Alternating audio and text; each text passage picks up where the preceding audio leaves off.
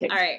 So welcome, Afton, to The Root of Our Health. It is such a pleasure to have you on the show. Thank you so much for being here. Thank you again. Oh, Elizabeth, I'm so happy to be here. Thank you for the invitation to talk to you and to talk to your audience. Yes, and we are definitely going to be digging into an important topic. But before we do that, I am not just fascinated with the topic, but I'm fascinated to know you. It's probably my audience as well.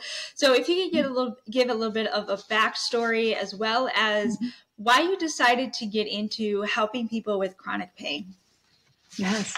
So I'm a clinical psychologist, and when I was doing my training at an outpatient placement, I was working with these women who had pretty significant psychiatric illnesses, depression, anxiety, PTSD, and I found that as I worked with them, we would make some progress in our therapy, but then they would have these incredible pain flare-ups, and their pain would preclude them from coming back to therapy, and it was really frustrating. So I went to my supervisor and I said, can you help me understand what's happening here?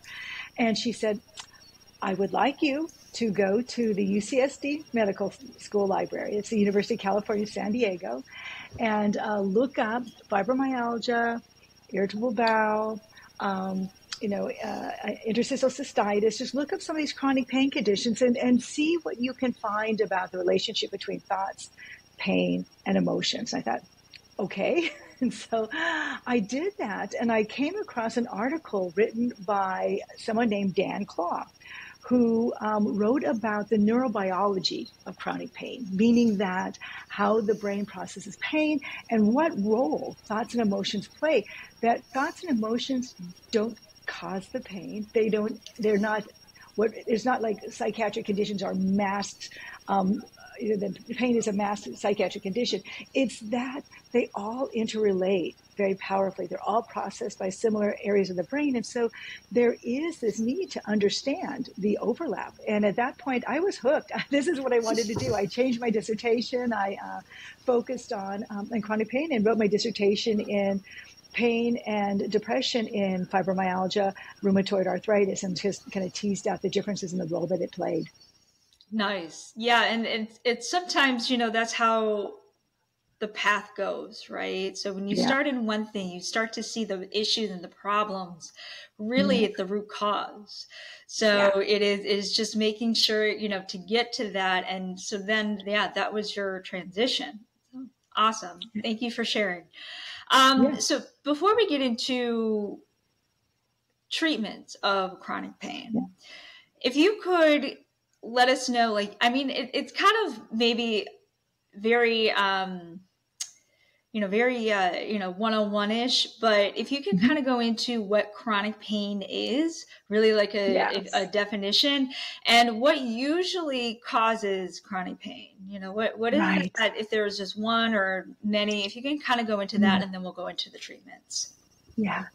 So pain is fabulously complex, and it isn't one thing. There are many types of pain.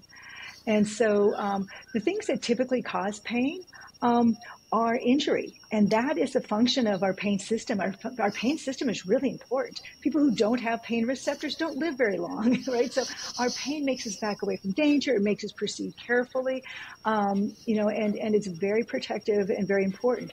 But chronic pain is pain that is occurring that isn't helpful, right? So it's considered pain that takes place for greater than 3 months, and that and often where the pain really kind of exceeds the explanation for it, right? So if somebody, say, injured their back and they went through physical therapy and rehab and the scans, the MRIs all look fine, and yet the person has tremendous pain still there.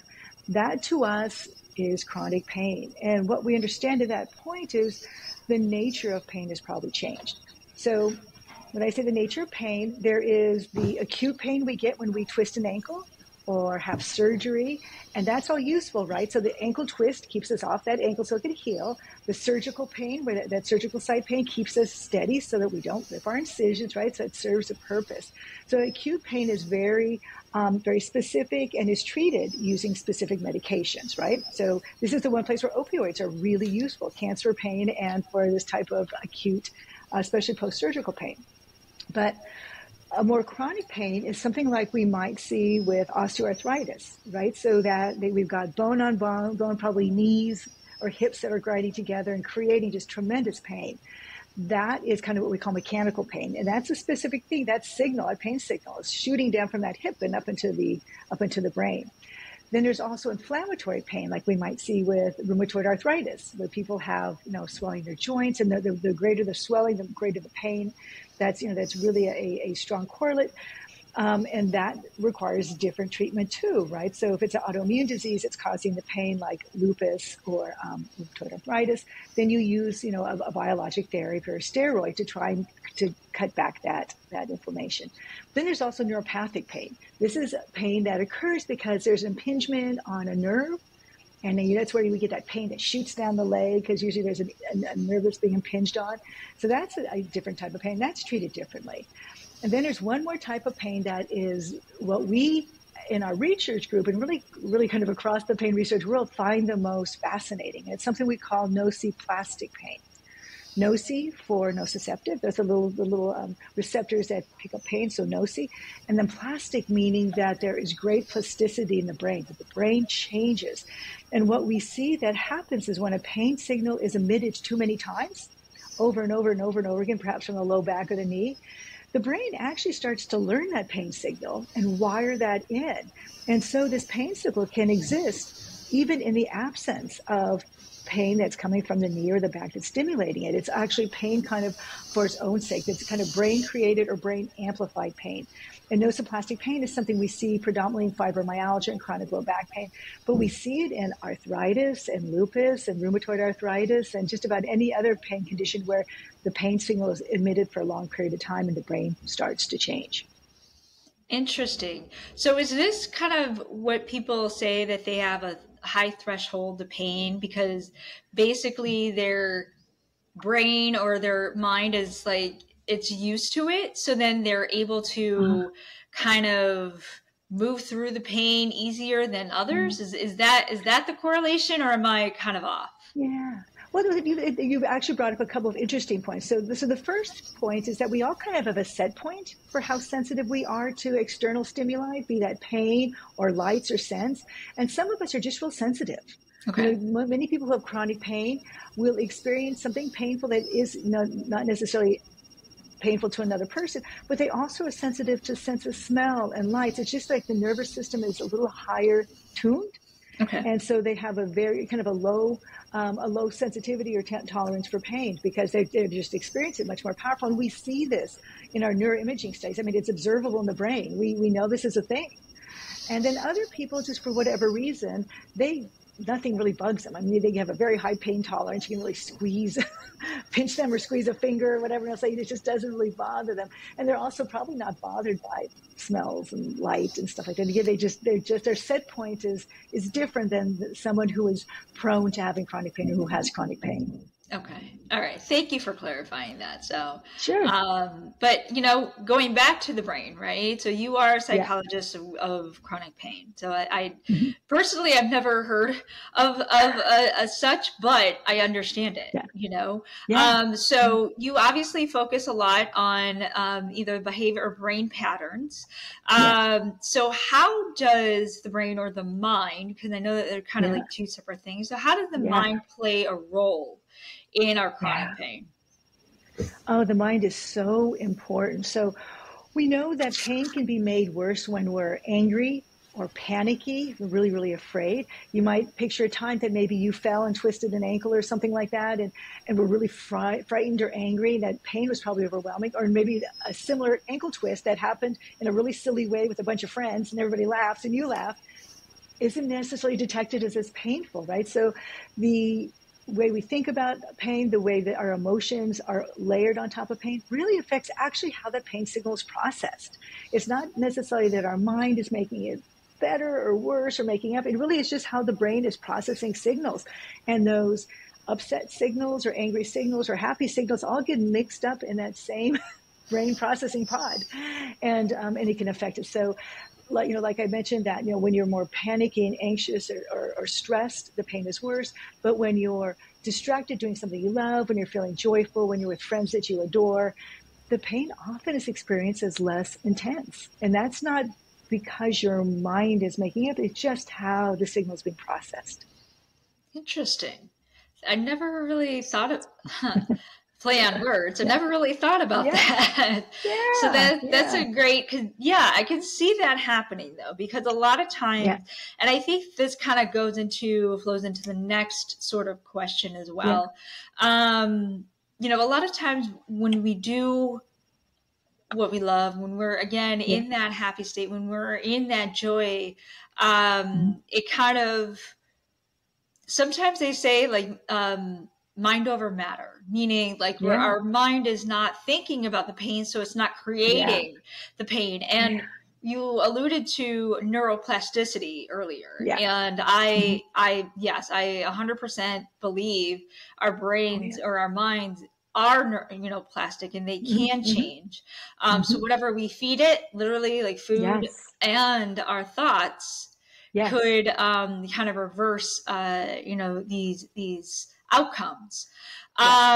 So can you actually, you know, if you can kind of go into really into detail about like, you know, the chronic pain and the mind, and how, you know, how doing something that we love. If I didn't touch on it, and if you can go into further detail, I don't know if you have anything else to say about it, but if you can kind of, you know, what we love to do in our lives and how we could kind of, maybe that's one tip people can take away.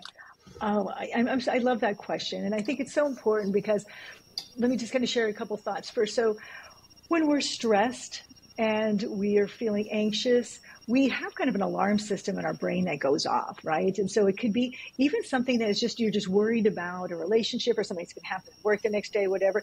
Your brain can interpret that as actual threat. And the more that we experience these threats, so if we're thinking about work the next day and we're really kind of freaking out about it, and we're starting to catastrophize about what's going to happen at work, and now we're jacking up the part of our body that processes stress and threat. And so when the brain starts feeling threat, it makes pain worse. I mean, it is just kind of part of the process. The more that we can do through being mindful, being relaxed, focusing on things that we love and things that are pleasant, the more we can ratchet down that stress response, the less severe our pain is. And so that's kind of one notion, that the stress response system is really important. Another notion is that our brain is a marvelous tool that we don't really understand as well as I think we would like to. But one thing we do know is that it's marvelous at screening information. At any time, tens of thousands of bits of information are coming into your brain, from what's going on internally in your body, from your breathing, to an itch you might have on your body, to how your clothes feel, to your shoes, to you have a hangnail on your thumb, how your hair feels. You know, I mean, all of this stuff is happening, and your brain is not paying attention to any of it. It's screening that all out and focusing on what you put your attention to. And in doing that, that's kind of the root of mindfulness. So we put our attention to our breath, and then we just kind of feel our breath, and then we just kind of have funneled out all this other wildness there. But also, if we put all of our attention in our pain, and that's all we're feeling, then we experience so much more pain. Now, when we're doing things that we enjoy and being with the people we love and stuff like that, that pain starts to recede into another part. It's just another piece of stimuli, and then maybe it's being offset by laughing with a friend, or watching a great show together, or eating some fabulous piece of fruit, or whatever it is that you're doing. Though putting these other positive inputs in, just kind of pulling the attention away from pain the bully, can be really, really helpful. Got it. And so, I mean, that's amazing. You know, obviously, yes, the you know, the happiness, I guess the chemicals definitely help to alleviate that. But am I correct in saying that it doesn't really get rid of the pain? It kind of makes you not focus on it. Is that what I'm hearing? Yeah. Okay. Right. I think that's important. And the less you focus and the more you focus on other things, you start building other neural connections. You're building new bridges. I mean, even learning another language or picking up an instrument, anything you can do to start building additional and other pathways can be helpful. Yeah. And that is just, and that's what this podcast is alternative ways to get healthier. So when we're talking about medication, like you said, the opioids and everything else that the doctors tend to kind of overprescribe, right? So having something like this, understanding the psychology of the ways that we can just move through our chronic pain in that, to where we don't have to take medication. Now I'm going to give an anecdote, and it's not chronic pain related, but I just want to it's a little bit of a correlation, just because some people looked at me crazy when I just had oral surgery a couple of weeks ago, and I opted out of having antibiotics and any pain medication. Wow. Yeah. So you're very brave. Exactly. That's what I mean. That's not the reason, I just did it because I know our bodies, and what you're talking about today in terms of, I know that my mind, if I take these, it's just going to be a sedative, right? It's just going to be something to mask it. And I understand, I am one of those, and there are those out there that are kind of like me, that are like, we need to feel the pain to move to understand. We can't always feel comfortable in life. We have to kind of feel the pain a little bit. There was a point, I am going to say, like probably 5 days in, I was feverish. I was discomfort still. And I'm sitting here like, maybe I should have. I never did. Actually, it's funny because once I realized that, literally the next day I was fine. I was fine. So it was just more or less like, okay, what they say, when you get to that very last, that's when you want to break, but keep going. So I kind of want to give that little anecdote. Again, it's not chronic pain, obviously, but it's something to where we can't always rely on pain medication, especially for things that, again, we can overcome in an alternative way by mindfulness. I'm going to throw in there, if that's okay with you, like meditation, kind of like, being centered and focusing really on something else versus that pain. Because once we focus on that, whatever we focus on grows. So as you mentioned, is there any other way, like tips that you could give in terms of moving through chronic pain? Or do you have any also like tips or, things that we can do to minimize or even eliminate the chronic pain?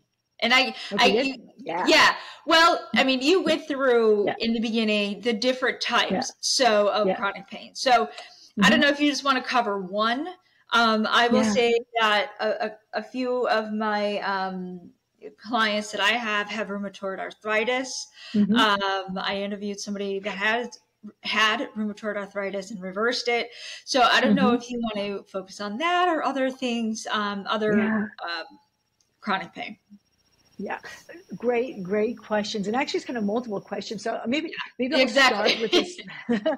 I'll start with this first notion that there are strategies that are non-medicine, non-pharmacological strategies that can make pain go away, sometimes for good. And some of the strategies that we're testing right now in our clinical trials at the University of Michigan, one of the approaches is called pain reprocessing therapy. And this pertains to people who have chronic pain. It's often chronic pain. It's in an area that comes and goes. So some people will say, I've got very severe back pain. It absolutely cripples me. And then the next day it's gone. And then the next day it's back and it's crippling, right? So this pain that kind of it comes and goes, often tells us that the pain is not structural. If it's a structural thing, frequently the pain does not abate. It might just get a little better, right? But for these types of pain, what has happened is this really appears to be truly top-down, brain-driven pain, right? The brain is driving this pain process. It's recognizing, it's thinking that there should be pain. They're a lot like the case where somebody has phantom limb pain, right? We've heard about the person who will lose a limb and have tremendous pain in that missing limb. And it's like, what is this? It is the brain still has a representation of where that pain should be, and it knows nothing different. And so you're thinking, why is this leg that's not here hurting? Well, why is this back hurting the way it is? Because that representation is there and it's emitting the pain. And what the brain is doing in effect is trying to protect you. That's really what our brain kind of does, is in the case though with chronic pain, it's a little bit of an overprotective nanny, and it's telling you, don't do that. Don't move. Oh, you can't go that way. Yeah. And what we do in physical therapy and what we do in pain processing therapy is teach people that they can move in those places, right? And it's a process. It's kind of what we call proprioception, which is how our brain understands our place in space. And as we slowly start to extend that, the brain's like, okay. Oh, yeah, you can move that way. Yeah. And it is a process of kind of retraining. And so with pain reprocessing therapy, it's very much that. We're telling patients that there's nothing structural that's causing your pain. A physician has told you this, so he wants you to do movement. So let's start slowly. If you cannot move your neck, just talk to your brain, talk to your pain, and say, it's okay. I am safe. This is safe pain. I can move, and move 1/4 of an inch. And then we get people just moving slowly, and all of a sudden it's like, oh my God, I can move.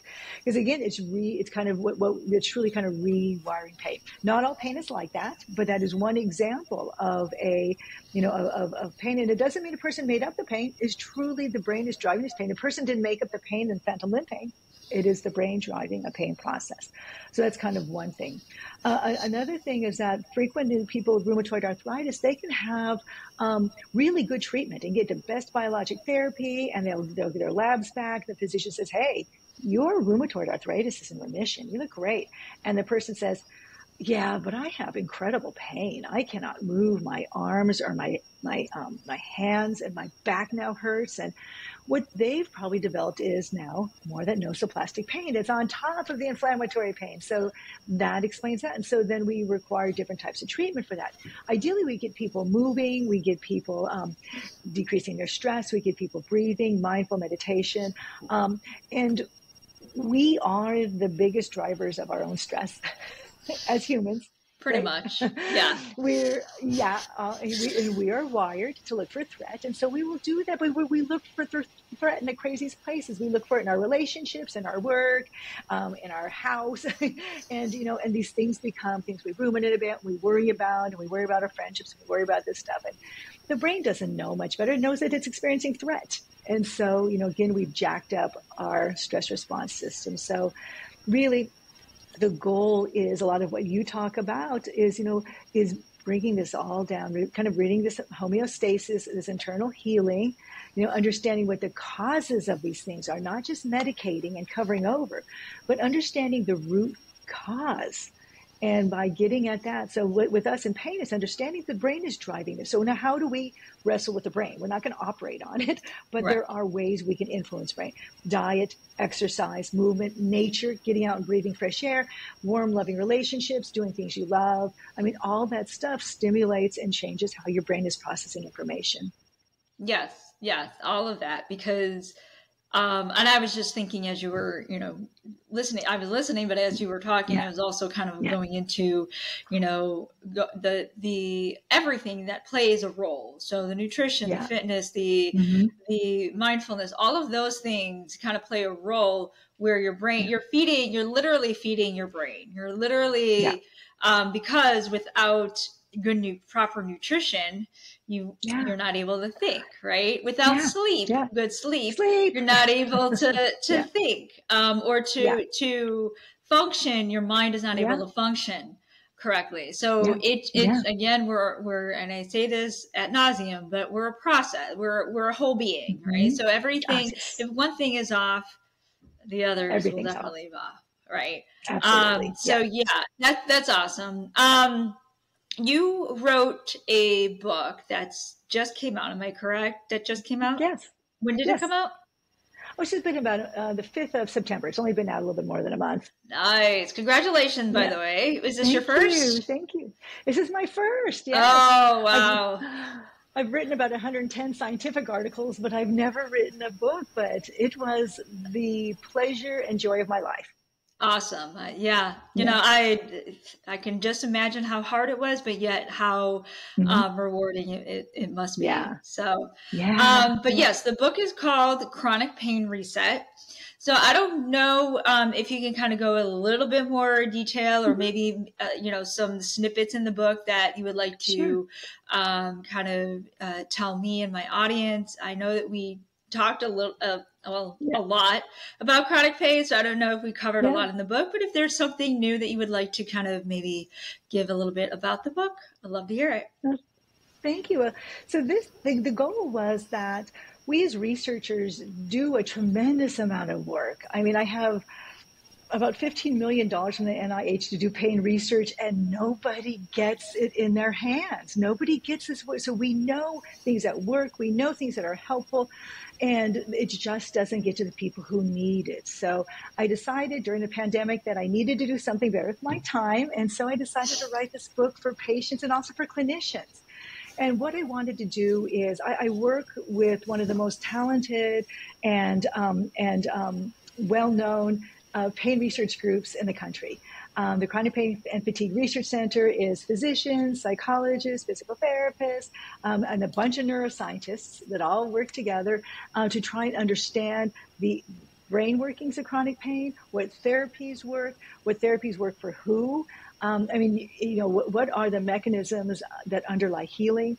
And I wanted to create a book that just kind of summarizes. So the book itself is about 15 chapters, short, like 4 pages, that talk about kind of a lot of the principles that we've talked about today, kind of the neurobiology of chronic pain. But also because I study resilience, I'm very much of the field of positive psychology. I've done research with Martin Seligman, and just such a proponent of thinking about resilience and people's strengths.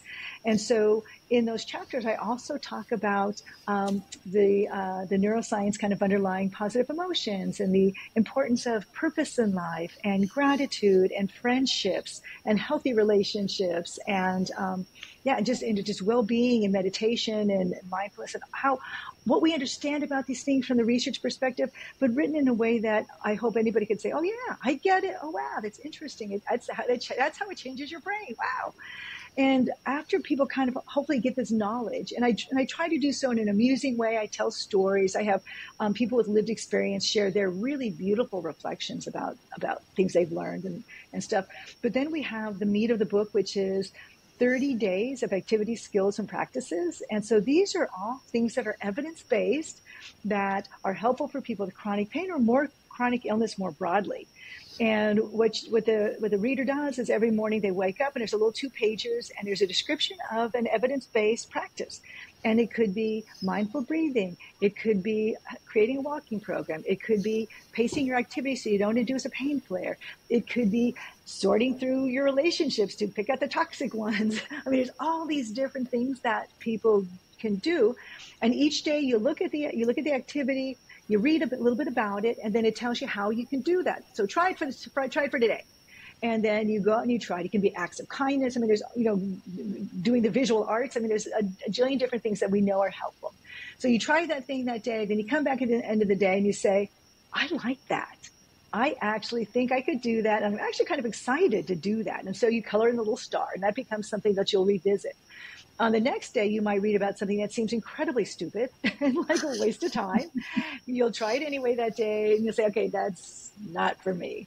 And then you do this for 30 days, and at the end of the 30 days, you take stock. What are the things that you really liked? And you sort through them. You kind of prioritize them by domains. What will help me with my physical health? What will help me with my sleep? What will help me with my, building my relationships, my happiness? And you kind of place these little activities in the domain it belongs, and you pick one. And you start with the one you're most excited to do, and you try it for 2 weeks. if you like it, we work on making it a habit. There's kind of instructions how you do that. And then you just kind of keep adding, because ideally this is a thriving plan, meaning that you're not just going to learn one thing. Ideally, you're going to learn a series of things over time that'll eventually become really just a different way that you lead your life. Because once things are habits, you don't even notice them anymore. You're just doing them. So if you're doing kind of a daily gratitude, or if you're doing, a daily positive reflection, or if you're doing your daily walk in nature, all that just becomes part of who you are. And you're starting really to change the system from within. Yes. Yeah, that's amazing. That is amazing. I'm probably going to be picking that book up, because you touched on so many things there that not only do I resonate, because positive psychology, I mean that's the basis of being a health coach, but yes, behavior change, and also activities, as we talked off camera, or off the recording. My job, I do a lot of activities, and I did read on your website that you also kind of do some corporate, am I correct in saying that? That you do some corporate like work and stuff like that in corporations. Do you want to talk about that a little bit, or no? So I'll kind of tell you two things. So the first thing, I love that this is resonating with you, because I wrote this book also for clinicians to work with patients. So ideally, I think some patients, some readers will be incredibly motivated to do this themselves. I think other readers will want to do this in groups. They can kind of do it together and keep each other motivated. But I really see health coaches, physical therapists, other psychologists, social workers actually using the book and working with patients, because all of these evidence-based things, you probably know a bunch of them already. They're all kind of there, but they're all explained in a really easy way, in a way that you can kind of try them. And then the best way I think that this program would work is to have somebody like yourself that would help coach them, that, over time, hey, you've developed a thriving plan. What are you doing here? And then maybe you say, hey, that's probably not the best thing to do, or whatever it is. You're then helping them really create these new habits, create this behavior change. So that's kind of the first thing. So my work with corporate America was always kind of doing the same thing. So I've done a lot of outcomes research, meaning that when a pharmaceutical company kind of comes to a point that they're like, okay, we don't want just to say the patient has pain or not. We want more interesting outcomes. And so we help think about, how do you measure quality of life? How do you measure well-being? How do you measure, is there perceived well-being? What does that mean? And so how do you do family life? And so that's the type of work that I've done. It's always been just to kind of support richer patient outcomes. That's some of the work that I've done with Martin Seligman too, and understanding how it is that well-being can be impacted by a drug compound, but also because that's important, to have these richer outcomes in our lives. Yes. Yeah, it is definitely very important. So thank you for putting all of that together, because, we can definitely use resources, tools. I mean, the more variety that we give, I mean, it's all, at the end of the day, obviously it's the same thing, in terms of similar outcomes, the kindness, the what we love to do, like, one person loves crafting. I have a client that loves crafting, and that's how, she could, and then another person just loves to go to the gym. So but also, the different things that we can do that makes us, I don't want to say happy, but will bring joy in our lives. I mean, obviously happiness is tied in there, but also the joy, the purpose. That's the big one. The purpose, I did a presentation probably maybe a couple months ago, purpose and meaning. I mean, that so important. So important, because that is really essentially what gets us up in the morning, right? It's so important. So go ahead. Go, please. I was going to say, and actually I kind of saved it towards the end of my book. I think it's probably the last chapter, second to last chapter that I talk about, because it is such a rich concept, but the data are so good for health outcomes. So people who have strong sense of purpose in their life really have much better health outcomes, including longevity. It's so powerful. And I just think, it helps people better able to weather the storm. You know, it really is centering. And I think that is such an important piece of our overall health as human beings. Yes. And you've mentioned resiliency. That's what, Yes. the first word that comes to mind when you are Yeah. weathering the storm. You Yes. are able to be more resilient and, keep going, keep moving forward when things are up against you. So, Yeah. yes, all good things in this. And, again, a really interesting, because we don't always, when we talk about positive psychology, we don't always correlate that with chronic pain. So this is a different, correlation. And that's why I wanted you on the show and loved that you came on the show, because there is a correlation. Yes. And thank you again for explaining everything in detail. Is there a question that I didn't ask that you wanted to touch on, or any topic that you wanted to talk a little bit more about? Oh my goodness. You did such a wonderful job asking questions overall. I really appreciate it. Okay. And I just think the work that people who do functional medicine is so important, because one of the problems that we see so often in medicine, I'm in a traditional medical school. The problem that we see is how chronic conditions are treated. And I am a fan of interdisciplinary care, but it means really interdisciplinary. It means a physician, a physical therapist, potentially an occupational therapist, a behavioralist, a coach. I mean, just people coming together to really address the person as a whole. We've really moved beyond medication only. And I think our patients are much more sophisticated now and want to know what can they do in their health. And I think that's a really great place for health coaches, because you can really help the person tap into what is their ability, what can they bring to the table. And it's really empowering, because I think, unfortunately, our medical system often is not empowering. It's just like, you just stay still and let us fix you. Yeah. And we all know it's different. Yeah, and that's exactly it. You hit the nail on the head. It's empowering, and that's what this podcast is for. That's what we do as practitioners in our own right, is we empower the patients or the clients with knowledge and education. Because, at the end of the day, yes, I would love everybody to go see a functional medicine doctor, and, everybody in terms of alternative wellness. But again, at the end of the day, that's not going to happen.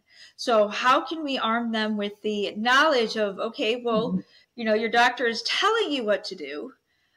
He's giving you these he or she, I'm not going to generalize, but she is going to give you these medications, and they're going to tell you, you have to take this, but not kind of go anywhere else around it, not touch on anything else in terms of how can we fix it. And I don't know, I'm not going to, again, the doctors are they mean well, right? It's just the system, the healthcare system, which really, again, is sick care. So it's just in general of the patient coming to them and asking those questions, or saying, hey, I learned about this. What do you think about this? So, and then I'm hoping that then doctors will open their eyes and say, wow, they know a lot more than, we let them, And so, I agree with you, but I also want to defend some of my doctors too, because they have the same frustrations. They want to spend the time with their patients, and they want to delve into cause, and you can't do that in 10 minutes. So I think, they're just lovely, warm, good people too. And so I think there's just a lot of frustration. So, so I guess with that being a limitation, that we fill in the blanks. And so we can use books, bibliotherapy, we can use coaches, we can use different, ways to help empower our patients. Agree. Yes. Amazing. Thank you, Afton, for being on here. Where can people find you and pick up your book and all of that? Yep. I'm at the University of Michigan, the Department of Anesthesiology. I'm easy to find there, but I also have an author website. It's aftonhassett.com. My name, AFTONHASSETT.com. The book is available there. We have links, and it's also, you can just go right to Amazon or Barnes and Noble, and it's available there as well. And I'm really excited to hear what people think of the book and what's helpful. And so please feel free to drop me a line. I'd love to hear what you think of the book when you've had a chance to read it. Yes, and I will put your website in the show notes so that people go to your website and not to Amazon. Okay. Just trying to make I want people to go to your website and not to Amazon. So I'll definitely link up everything in the show notes. And yes, I will most likely buy the book as well. I think it'll be a great resource in general and an understanding as well. So last question that I have for you is, what is your favorite quote or any words of inspiration that you can leave us with? Oh my gosh, let's see. I have many, but I think my words of inspiration really came from another patient who has chronic pain, and told me that there are some days that are so awful that it feels like a day has been lost. And she said, but if she just does one thing that makes her feel a moment of joy, something that feels valuable, just that one thing that day will make the day not a loss. So that's a loose quote from her, but it really is along the lines of making each day matter. And sometimes it's just one small action. So take action. That's beautiful. Yeah, it sounds like it correlates with gratitude. Like she realizes that there's something, to be grateful for, no matter how small that thing may be, and that's what she's attaching to for that day. So that's beautiful. Thank you so much. It is a pleasure to have you on here. And everybody else, everything's going to be linked in the show notes. And until next time, have a good one. Great. Thank you.